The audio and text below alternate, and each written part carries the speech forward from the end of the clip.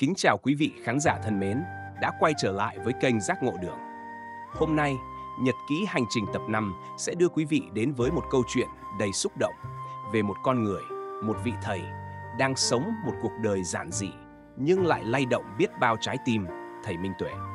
Quý vị đã từng nghe về những câu chuyện kỳ diệu xung quanh thầy, nhưng liệu đằng sau ánh hào quang của sự nổi tiếng bất ngờ ấy là gì?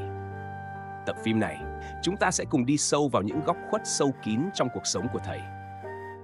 Chứng kiến tình cảm gia đình ấm áp nhưng cũng đầy nước mắt qua hành động chuẩn bị bữa cơm chay của người anh trai dành cho thầy. Liệu bữa cơm ấy có được thầy đón nhận? Và điều gì đã xảy ra sau đó? Chúng ta sẽ cùng chứng kiến giọt nước mắt của thầy Minh Tuệ. Giọt nước mắt không phải vì buồn khổ, mà vì một quyết định khó khăn, tạm dừng khất thực. Điều gì đã khiến thầy đưa ra quyết định này? Và đằng sau nó là những tâm tư, nỗi niềm sâu lắng như thế nào? Bên cạnh đó, chúng ta sẽ được lắng nghe lời tâm sự chân thành của thầy Minh Đạo về cách thể hiện lòng tôn kính đúng đắn đối với những người tu hành. Và câu chuyện cảm động của một cô gái trẻ, người không đến để cầu xin phước lành, mà đến để thực hiện một ước mơ giản dị nhưng vô cùng ý nghĩa. Đặc biệt, một tiết lộ bất ngờ sẽ khiến quý vị vô cùng xúc động. Chuyến hành hương đến Ấn Độ của thầy Minh Tuệ đang được chuẩn bị. Liệu điều gì sẽ xảy ra? Hãy cùng theo dõi Nhật ký hành trình tập 5 để khám phá tất cả những điều kỳ diệu này. Xúc động 20 tháng 11, vợ chồng anh Tuấn nấu cơm chay dâng sư Minh Tuệ, hiếm hoi hai anh em chung khung hình với một chi tiết đặc biệt. Ngày 20 tháng 11, bình minh chưa ló dạng, vợ chồng anh Tuấn đã tất bật chuẩn bị bữa cơm chay giản dị dâng lên sư Minh Tuệ, em trai của anh. Trong căn bếp nhỏ ấm áp, những món ăn chay được chuẩn bị tỉ mỉ: đậu luộc thơm ngọt, bánh bao mềm mại và cơm trắng dẻo. Mỗi món ăn là cả tấm lòng thành kính của anh chị dành cho người em trai đã chọn con đường tu hành. Hành động này không chỉ là lòng tốt, mà còn là sự kính trọng sâu sắc. Anh Tuấn, người đàn ông bận rộn, đã dành cả buổi sáng để cùng vợ nấu nướng. Anh nhớ lại, hồi nhỏ, thầy thích ăn đậu luộc mẹ làm lắm. Giờ thầy xuất gia, chắc món này vẫn làm thầy nhớ nhà. Từng động tác, từng món ăn đều gợi nhớ những kỷ niệm tuổi thơ êm đềm của hai anh em. Bữa cơm được đựng cẩn thận trong hộp tre, rồi vợ chồng anh Tuấn cùng nhau lên dốc thăm thầy. Sương sớm mờ ảo, nhưng trong lòng họ, tình thân và sự kính trọng luôn rạng rỡ. Đến nơi, họ mới biết thầy đã nhận cơm cúng dường từ một gia đình khác. Chị thoáng chút chạnh lòng, nhưng anh Tuấn nhẹ nhàng nắm tay vợ. Không sao đâu em, điều quan trọng là mình đã làm hết lòng. Thầy Minh Tuệ mỉm cười từ ái. Anh chị vất vả quá, em rất trân trọng tấm lòng của anh chị. Nhưng hôm nay em đã nhận cơm rồi. Lần sau có duyên, em nhất định nhận. Giọng thầy ấm áp, xoa dịu nỗi lo lắng của vợ chồng anh. Dù không dâng được cơm, anh chị vẫn ở lại trò chuyện. Điều đặc biệt là anh Tuấn ngồi ở vị trí thấp hơn, không phải vì e ngại, mà vì sự kính trọng dành cho người em trai đã trở thành một vị tu sĩ. Anh tâm sự, ủng hộ em từ những ngày đầu em quyết định xuất gia. Thầy Minh Tuệ xúc động, sự động viên của anh chị là sức mạnh để em bước tiếp. Thầy chia sẻ về hành trình tu học gian nan nhưng ý nghĩa. Trước đây, thầy cũng từng nghĩ cuộc đời chỉ là học hành, lập gia đình. Nhưng rồi, thầy tìm thấy chân lý trong lời dạy của Đức Phật và quyết định xuất gia, thực hiện 13 hạnh đầu đà, một hành trình khổ hạnh để đạt được an lạc thực sự. Câu chuyện của thầy Minh Tuệ khiến anh Tuấn xúc động. Anh tự hào về người em trai đã chọn con đường cao cả, tìm thấy sự an lạc trong tâm hồn. Tình cảm anh em giờ đây không chỉ là ruột thịt, mà còn là sự tôn trọng, thấu hiểu sâu sắc. Trên đường về, chị nói, dù thầy không nhận cơm, em vẫn vui vì mình đã làm hết sức. Anh Tuấn gật đầu, nhìn về phía con dốc nơi thầy đứng, bình an và từ bi như một ánh sáng dẫn đường. Anh khẳng định, thầy không cần nhận cơm để hiểu tấm lòng mình. Chỉ cần thầy khỏe mạnh, an lạc là mình hạnh phúc rồi. Thầy Minh Tuệ đã khóc. Lời tâm sự đầy xúc động nói về những ngày trở lại Gia Lai, cầu xin Phật tử hiểu cho một điều. Tâm thư của thầy Minh Tuệ về việc tạm ngừng khất thực đã khiến nhiều người không khỏi xót xa. Quyết định này không chỉ bất ngờ mà còn khiến nhiều người đặt câu hỏi. Nhưng hôm nay, chính thầy đã chia sẻ những tâm tư sâu kín của mình. Thầy Minh Tuệ nhẹ nhàng giải thích khất thực không chỉ là xin ăn, mà là cách tu tập khiêm nhường, từ bi và kết nối với cộng đồng, một truyền thống từ thời Đức Phật. Những năm đầu, mỗi bước chân của thầy đều là sự giao cảm yên bình. Nhưng giờ đây, sự nổi tiếng vô tình làm thay đổi điều đó. Thầy nói, tôi đi không phải để được tung hô, mà để thực hành Phật Pháp. Nhưng khi mọi người chen lẫn, xô đẩy, la hét, khất thực không còn giữ được sự trang nghiêm vốn có. Thầy buồn lắm. Thầy ngừng khất thực không phải vì mệt mỏi, mà để bảo vệ ý nghĩa thiêng liêng của hành động này. Đường phố là nơi giao thông, không phải nơi tụ tập đông người, dễ gây mất an ninh, tạo cơ hội cho những kẻ lợi dụng làm méo mó hình ảnh. Đội hỗ trợ của thầy cũng chia sẻ những khó khăn. Có người dí camera vào mặt thầy, khiêu khích. Có người la hét, gây náo loạn rồi quay video. Điều khiến ai cũng xúc động là khoảnh khắc thầy Minh Tuệ không kìm được nước mắt. Đây không phải điều tôi muốn, nhưng là điều cần phải làm. Mỗi bước chân đều phải giữ gìn sự trang nghiêm. Nếu không, tôi thà dừng lại. Thầy khẳng định việc tạm dừng không phải là mãi mãi. Khi nào mọi người không còn tụ tập đông đúc, an ninh được đảm bảo, thầy sẽ tiếp tục. Thầy nhắn nhủ Phật tử, học Phật Pháp không cần phải đợi gặp thầy. Tự giữ tâm an, hành Pháp đúng với giới luật và tôn trọng Phật Pháp mới là điều quan trọng. Đội ngũ hỗ trợ của thầy cũng mong muốn mọi người để thầy có thời gian tĩnh tâm. Khi mọi thứ ổn định, thầy sẽ trở lại. Thầy kết lại bằng một lời nhắn nhủ sâu sắc, hãy giữ sự tĩnh lặng trong tâm, đó mới là cốt lõi của Phật Pháp. Dù tạm dừng khất thực, hành trình của thầy Minh Tuệ không hề dừng lại. Giọt nước mắt của thầy là lời nhắc nhở chúng ta hãy giữ gìn sự trang nghiêm trong từng việc làm. Sư Minh Đạo nói đã đến Gia Lai thăm thầy Minh Tuệ, lời chia sẻ khiến hàng ngàn Phật tử suy ngẫm. Câu chuyện về sự gặp gỡ hay không gặp gỡ giữa thầy Minh Đạo và thầy Minh Tuệ tại Gia Lai đang khiến nhiều Phật tử suy ngẫm. Nhiều người mong mỏi được chứng kiến cuộc gặp giữa hai vị thầy được kính trọng. Thầy Minh Đạo khi được hỏi về kế hoạch thăm thầy Minh Tuệ đã có câu trả lời xúc động. Thầy chia sẻ rằng, con đã đến thăm thầy rồi, không phải bằng đôi chân mà bằng cả trái tim và sự tôn kính. Nhưng liệu việc con đến tận nơi có thực sự tốt cho thầy, hay lại vô tình gây thêm phiền toái, áp lực cho thầy? Thầy Minh Đạo kể lại những hình ảnh khiến thầy trăn trở. Hàng ngàn người chen chúc chỉ để gặp một vị sư, giao thông hỗn loạn, thậm chí cả xe cấp cứu cũng không thể di chuyển. Sự kính trọng không thể được thể hiện bằng sự hỗn loạn như vậy.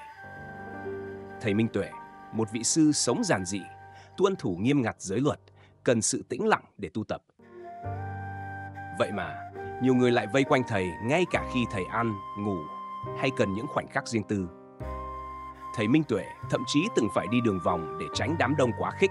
Việc này làm ảnh hưởng đến cả việc hành trì của thầy. Thầy Minh Đạo nhấn mạnh, sự kính trọng cần sự hiểu biết. Yêu kính thầy Minh Tuệ, nhưng hãy yêu kính đúng cách. Đừng vây quanh thầy, biến thầy thành tâm điểm chú ý. Yêu thương thực sự là giữ cho người mình kính trọng được an ổn để họ tiếp tục con đường tu tập. Thầy Minh Đạo bày tỏ lòng kính phục sâu sắc dành cho thầy Minh Tuệ. Thầy Minh Tuệ rất đẹp, không phải vẻ đẹp hình thức, mà là vẻ đẹp của sự giác ngộ, của một tâm hồn thanh tịnh. Còn con, dù đã xuất gia, vẫn còn nhiều ràng buộc, chùa chiền, tiền bạc, trách nhiệm. Những điều đó là nghiệp chướng, là sợi dây chưa thể buông bỏ. Con kính trọng, thầy không phải vì thầy nổi tiếng, mà vì sự thanh tịnh mà thầy đã đạt được. Thầy Minh Đạo khẳng định, việc không đến Gia Lai không phải vì không muốn, mà vì không muốn làm ảnh hưởng đến sự tĩnh lặng của thầy Minh Tuệ. Thầy gửi lời nhắn nhủ đến Phật tử, hãy để thầy được an yên tu tập. Đừng làm phiền thầy bằng sự tò mò hay ngưỡng mộ thái quá. Hãy yêu thương đúng cách, đừng biến tình yêu thành gánh nặng. Lời chia sẻ của thầy Minh Đạo như một lời nhắc nhở. Lòng tôn kính thực sự không nằm ở những hành động phô trương, mà ở sự hiểu biết và tế nhị. Hãy để những người tu hành được sống trong sự thanh tịnh, để họ trọn vẹn con đường tu tập của mình. Cô gái đến đảnh lễ sư Minh Tuệ nhưng không cầu phước lành, quyết mua đất ngay cạnh nhà thầy làm điều không tưởng. Một cô gái đến thăm thầy Minh Tuệ ở Gia Lai không phải để cầu xin phước lành, mà mang trong lòng một ước mơ giản dị nhưng sâu sắc, mở một quán cơm chay miễn phí. Gia Lai, nơi từng tấp nập người tìm đến thầy, giờ đây yên bình hơn, nhưng câu chuyện đầy ý nghĩa của chị vẫn sáng lên giữa không gian tĩnh lặng ấy. Chị chia sẻ, em đến đây không phải cầu xin gì cả. Em yêu kính đức hạnh của thầy, nhưng em hiểu rằng phước lành thật sự đến từ sự tu tập thay đổi chính mình. Thầy là người soi sáng con đường, chứ không phải người ban phép màu. Tấm lòng chân thành và hiểu biết ấy khiến câu chuyện của chị trở nên xúc động. Sau chuyến thăm, chị tình cờ tìm được một mảnh đất nhỏ gần nơi thầy tu. Từ đây, ý tưởng mở một quán cơm chay miễn phí nảy sinh. Quán cơm này, theo chị, không chỉ là nơi cung cấp bữa ăn cho những người lao động nghèo, mà còn là chốn dừng chân cho Phật tử và người dân địa phương, một nơi lan tỏa tình yêu thương và sự an yên. Em thấy bà con ở đây giản dị, ai cũng hiền hòa. Em muốn làm điều gì đó giúp họ, để họ có bữa cơm chay ấm áp và cùng nhau sẻ chia, chị bày tỏ. Hình ảnh những người dân chân lấm tay bùn sau ngày làm việc vất vả, ngồi lại trong không khí ấm cúng của quán cơm nhỏ, cùng sẻ chia những câu chuyện đời thường, là động lực thôi thúc chị biến ý tưởng thành hiện thực. Chị cũng chia sẻ về những suy nghĩ của mình khi nhìn thấy những ý kiến trái chiều về thầy Minh Tuệ. Không phải ai cũng nhìn nhận thầy giống nhau, có người tôn kính, có người không. Nhưng thay vì tranh cãi, hãy để mỗi người tự trải nghiệm, giữ tâm mình an yên và không phán xét người khác, chị nói. Tấm lòng bao dung của chị khiến nhiều người cảm động. Dự án quán cơm chay không chỉ thể hiện sự biết ơn với thầy Minh Tuệ, mà còn là lời nhắn gửi về lòng nhân ái, sự phụng sự và tinh thần đoàn kết. Đây sẽ là điểm sáng đầy ý nghĩa tại vùng đất Gia Lai, nơi mọi người tìm thấy sự an yên, sẻ chia và niềm tin vào những điều tốt đẹp.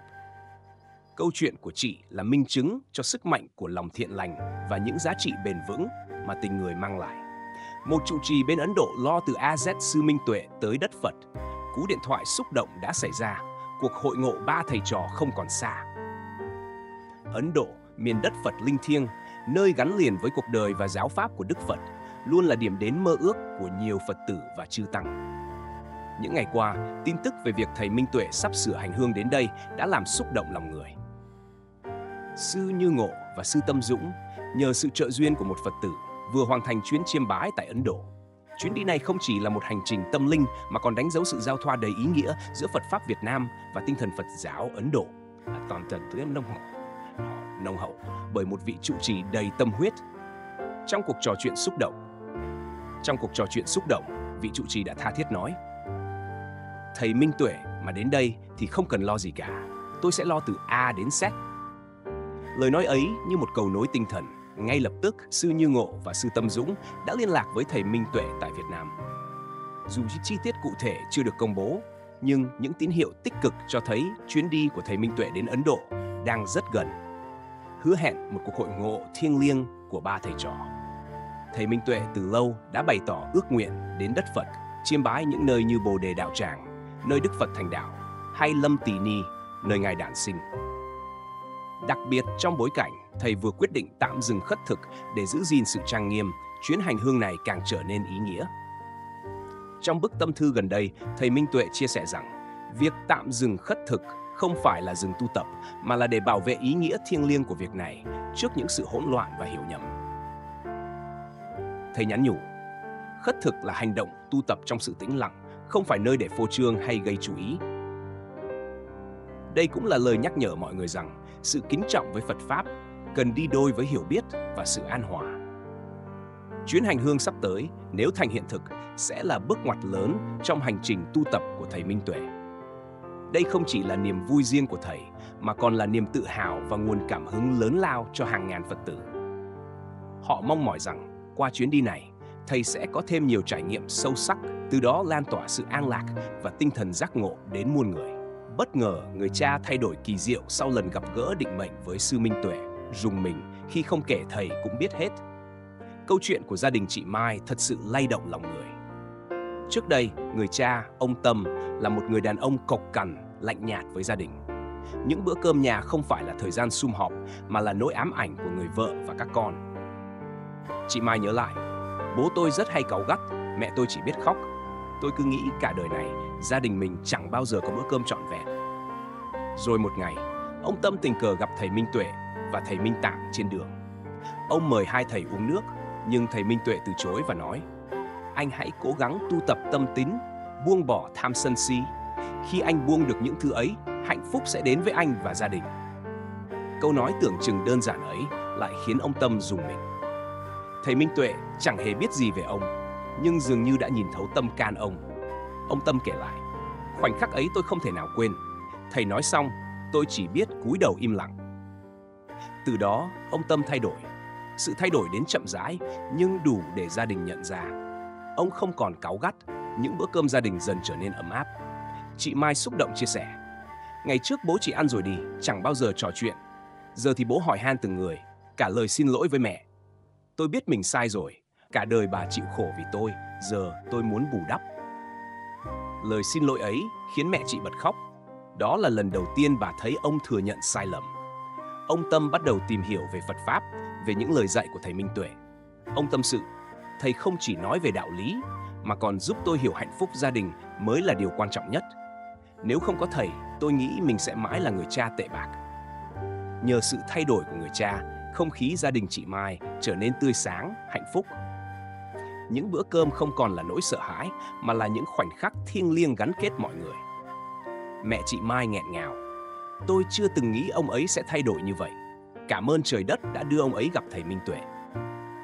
Câu chuyện của gia đình chị Mai là minh chứng rõ ràng cho sức mạnh của lòng từ bi và lời khuyên đúng lúc. Đôi khi, chỉ một câu nói thôi cũng đủ thay đổi cả một cuộc đời, chị Mai kết lại. Lời của thầy Minh Tuệ không chỉ cứu rỗi bố tôi mà còn hồi sinh cả gia đình tôi. Hy vọng câu chuyện này sẽ truyền cảm hứng cho mọi người. Hãy buông bỏ tham sân si để tìm thấy hạnh phúc thật sự tuyệt vời. Sư Minh Tuệ dù đã ẩn tu nhưng hương đức vẫn lan tỏa mạnh mẽ. Mạnh Thường Quân xây hàng loạt mái ấm tình thương, thay đổi cuộc sống đồng bào khó khăn. Có nhiều ý kiến cho rằng thầy Minh Tuệ dù đức hạnh cao cả lại không trực tiếp tham gia các hoạt động từ thiện. Thầy sống giản dị, không sở hữu tài sản nên không thể tự mình xây nhà, lập quỹ. Nhưng sức ảnh hưởng của thầy lại vượt xa những điều tưởng chừng cụ thể đó. Điều kỳ diệu là chính sự giản dị, lòng từ bi vô bờ bến của thầy Minh Tuệ đã trở thành nguồn cảm hứng cho biết bao tấm lòng hảo tâm. Tại xã Y Tô, một vùng sâu vùng xa nghèo khó, 4 căn nhà tình nghĩa đã được xây dựng. Đạo tràng Thiện Tâm và nhiều nhà hảo tâm khác, cùng với sự kết nối quan trọng của nhóm None TV, đã chung tay mang đến phép màu cho người dân nơi đây. Hãy tưởng tượng, ngôi làng nhỏ nằm sâu trong rừng, những căn nhà tạm bợ, ọp ẹp, che chở cả chục người trong điều kiện mưa nắng khắc nghiệt. Giờ đây, với hàng trăm triệu đồng quyên góp, 4 ngôi nhà khang trang đã mọc lên, thay thế những mái tôn siêu vẹo. Chị Harry, một người dân được nhận nhà, nghẹn ngào: tôi không biết nói gì hơn ngoài lời cảm ơn sâu sắc đến các nhà hảo tâm và thầy Minh Tuệ, người đã truyền cảm hứng cho tất cả mọi người. Những ngôi nhà mới với màu sơn tươi sáng, không gian thoáng đãng, 2 phòng ngủ rộng rãi, phòng khách và bếp tiện nghi đã mang lại niềm vui khôn tả cho người dân. Ông Y Byung, đại diện chính quyền xã Y Tô, xúc động: chúng tôi thật sự biết ơn. Những mái ấm này không chỉ là nơi che nắng che mưa mà còn tiếp thêm sức mạnh để bà con vượt qua khó khăn. Điều đáng quý là trước khi hoàn thành 4 căn nhà này, đạo tràng Thiện Tâm đã xây dựng xong 4 căn nhà khác ở ngôi làng bên cạnh. Đây không phải là sự tình cờ mà là minh chứng cho một chuỗi hoạt động từ thiện được tổ chức bài bản, từ khâu quyên góp đến thi công. Mỗi viên gạch, mỗi mái ngói đều thấm đẫm tinh thần sẻ chia. Dù chỉ là những ngôi nhà nhỏ bé, nhưng sự lan tỏa từ tấm lòng của thầy Minh Tuệ đã, đang và sẽ tiếp tục chạm đến biết bao trái tim. Thầy đã truyền cảm hứng mạnh mẽ, khơi dậy lòng nhân ái trong mỗi người. Hy vọng rằng trong tương lai sẽ có nhiều căn nhà khang trang hơn nữa mọc lên, mang lại niềm tin và hy vọng về một cuộc sống tốt đẹp hơn cho người dân vùng sâu vùng xa. Như vậy, hành trình cùng thầy Minh Tuệ trong nhật ký hành trình tập 5 đã khép lại. Chúng ta đã cùng nhau chứng kiến những khoảnh khắc đẹp, những giọt nước mắt và cả những bài học sâu sắc về lòng từ bi, sự kiên trì và ý nghĩa của việc sống trọn vẹn với chính mình. Hành trình của thầy, giản dị mà vĩ đại, đã truyền cảm hứng cho biết bao người, nhắc nhở chúng ta về giá trị đích thực của cuộc sống, sự an lạc nội tâm và lòng từ bi vô bờ bến. Thầy Minh Tuệ đã dạy chúng ta rằng sự tĩnh lặng trong tâm hồn là chìa khóa mở ra hạnh phúc thực sự. Nhưng con đường tìm đến sự tĩnh lặng ấy không hề dễ dàng. Nó đòi hỏi sự nỗ lực, sự kiên trì và cả sự buông bỏ những ràng buộc của thế gian. Có người nói, thầy Minh Tuệ quá nổi tiếng, điều đó có làm ảnh hưởng đến con đường tu tập của ngài không? Liệu danh tiếng có thực sự là gánh nặng hay là một cơ hội để lan tỏa những giá trị tốt đẹp? Câu trả lời nằm trong sự suy ngẫm của mỗi người, và hành trình của thầy Minh Tuệ vẫn tiếp tục. Chuyến đi đến Ấn Độ liệu có mang đến những điều bất ngờ nào? Liệu thầy sẽ tiếp tục khất thực hay không? Những câu hỏi ấy vẫn còn bỏ ngỏ, chờ đợi chúng ta cùng nhau tìm kiếm lời giải đáp trong những tập tiếp theo. Đừng quên đăng ký kênh Giác Ngộ Đường và nhấn chuông thông báo để không bỏ lỡ nhật ký hành trình tập 6. Cùng những câu chuyện đầy cảm xúc khác về thầy Minh Tuệ và hành trình tu tập của Ngài. Hãy cùng chia sẻ video này để lan tỏa những thông điệp ý nghĩa đến với nhiều người hơn nữa. Hẹn gặp lại quý vị trong những video tiếp theo.